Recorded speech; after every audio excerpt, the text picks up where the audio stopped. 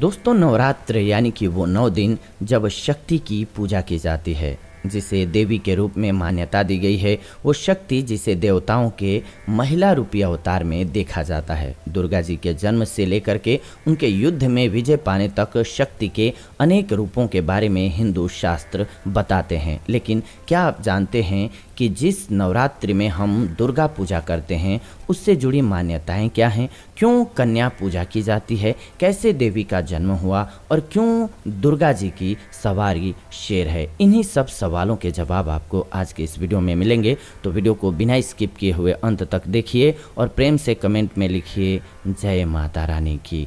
आप देख रहे हैं जीवन जीने की कला स्पिरिचुअल। चैनल को सब्सक्राइब करके बेल नोटिफिकेशन को ऑन कर लीजिए, क्योंकि आपको अच्छी वीडियो मिलती रहेगी इस चैनल के माध्यम से। साथ ही साथ वीडियो को लाइक कीजिए, शेयर कीजिए व्हाट्सएप पे, फेसबुक पे, ताकि सभी को ये अच्छी वीडियो मिल सके। आइए सबसे पहले जानते हैं कैसे हुआ देवी का जन्म। देवी का जन्म सबसे पहले दुर्गा जी के रूप में ही माना जाता है, जिसे राक्षस महिषासुर का वध करने के लिए जन्म दिया गया था। और यही कारण है कि उन्हें महिषासुर मर्दिनी भी कहा जाता है। पौराणिक कथाओं के अनुसार देवताओं को भगा करके महिषासुर ने स्वर्ग पर कब्जा कर लिया था। तब सभी देवता मिलकर के त्रिमूर्ति के पास गए थे। ब्रह्मा, विष्णु और शिव ने अपने शरीर की ऊर्जा से एक आकृति बनाई और सभी देवताओं ने अपनी शक्तियां उस आकृति में डालीं।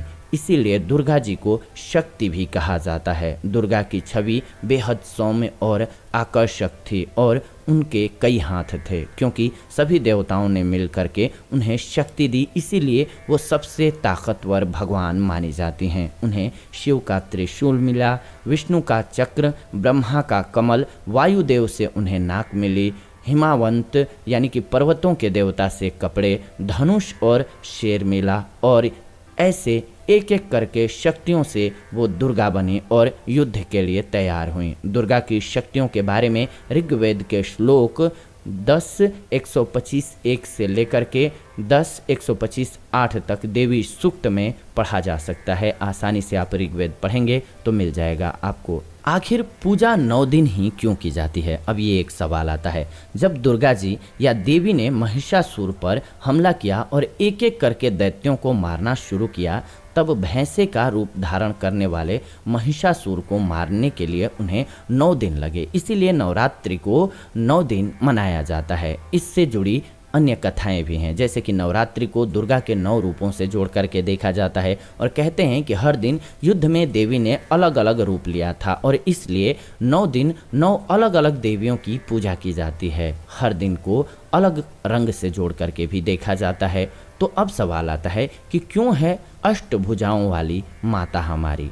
देवी दुर्गा को अष्टभुजाओं वाली कहा जाता है। कुछ शास्त्रों में 10 भुजाओं वाला भी कहा जाता है। वास्तु शास्त्र में 8 अहम दिशाएं होती हैं, लेकिन कई जगहों पर 10 कोण या फिर दिशाओं की बात की जाती है। इनमें है प्राची यानी कि पूर्व, प्रतीची यानी कि पश्चिम, उदीची यानी कि उत्तर, अवाची यानी कि दक्षिण, ईशान यानी कि नॉर्थ ईस्ट, आग्नेय यानी कि साउथ ईस्ट और नैऋत्य यानी कि साउथ वेस्ट, वायु यानी कि नॉर्थ वेस्ट, उधर्व यानी कि आकाश की ओर, अधरस्थ यानी कि पाताल की ओर। कई जगह 8 दिशाएं ही मानी जाती हैं। और क्योंकि आकाश और पाताल की ओर को दिशा का दर्जा नहीं दिया जाता है, हिंदू शास्त्रों के अनुसार ऐसा माना गया है कि देवी दुर्गा हर दिशा से अपने भक्तों की रक्षा करती हैं और यही कारण है कि उनकी 8 भुजाएं हैं जो कि 8 दिशाओं में काम करती हैं।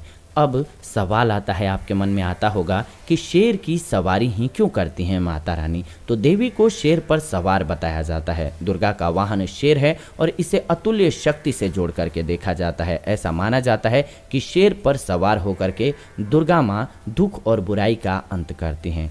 अगला सवाल लेते हैं जो आपके सवाल होते हैं, दुर्गा जी को त्रयंबके क्यों कहा जाता है? दुर्गा को त्रयंबके कहा जाता है यानी कि 3 आंखों वाली। शिव भी त्रिनेत्र वाले कहलाए हैं, जिनकी 3 आंखें थी। दुर्गा जी को शिव का ही आधा रूप माना जाता है, जिसे शक्ति भी कहा जाता है। दुर्गा जी की 3 आंखें अग्नि, सूर्य और चंद्रमा का प्रतीक माने जाते हैं। अब सवाल आता है अगला कि दुर्गा जी की पूजा के लिए 108 मंत्रों का जाप क्यों होता है। तो नवरात्रि को दुर्गा पूजा के नाम से भी जाना जाता है। कहा जाता है कि भगवान राम ने माँ दुर्गा की पूजा की थी, जिन्हें राम ने महिषासुर मर्दिनी के नाम से ही संबोधित किया था। ये पूजा रावण से युद्ध करने के पहले की गई थी और इसीलिए दशहरा नवरात्रि के अंत में मनाया जाता है, जिस दिन रावण का वध हुआ था। माना जाता है कि राम जी ने दुर्गा पूजा के वक्त 108 नील कमल चढ़ाए थे दुर्गा जी को और इसीलिए ही 108 को शुभ माना जाता है।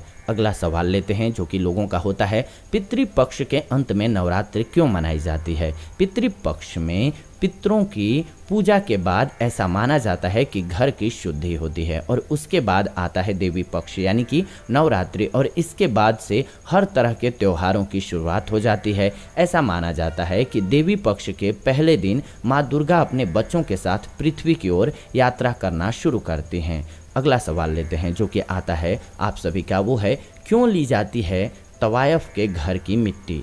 इस प्रथा से जुड़ी मान्यता है कि तवायफ के घर जाने से पहले एक पुरुष अपनी सारी अच्छाइयाँ और पवित्रता उसके आंगन में छोड़ करके ही अंदर जाता है और यही कारण है कि तवायफ के आंगन की मिट्टी बहुत पवित्र हो जाती है। इसी मिट्टी को मिला करके दुर्गा जी की मूर्तियाँ बनती हैं। 9वां अगला सवाल आप सभी का जो आता है वो ये है कि कन्या पूजन या कुमारी पूजन क्यों होता है। कन्याओं को देवी का रूप माना जाता है और उन्हें सबसे पवित्र माना जाता है जब तक उनकी महावरी शुरू नहीं होती है, क्योंकि नवरात्रि को देवी यानी कि महिला रूप को पूजने के लिए मनाया जाता है। इसीलिए इसे छोटी कन्याओं को जोड़ करके रखा गया है और पूजा जाता है। असल में ये पूजा स्वामी विवेकानंद ने 1901 में बेलूर मठ में शुरू की थी। इसे दुर्गा की शक्ति से जोड़ करके भी देखा जाता है।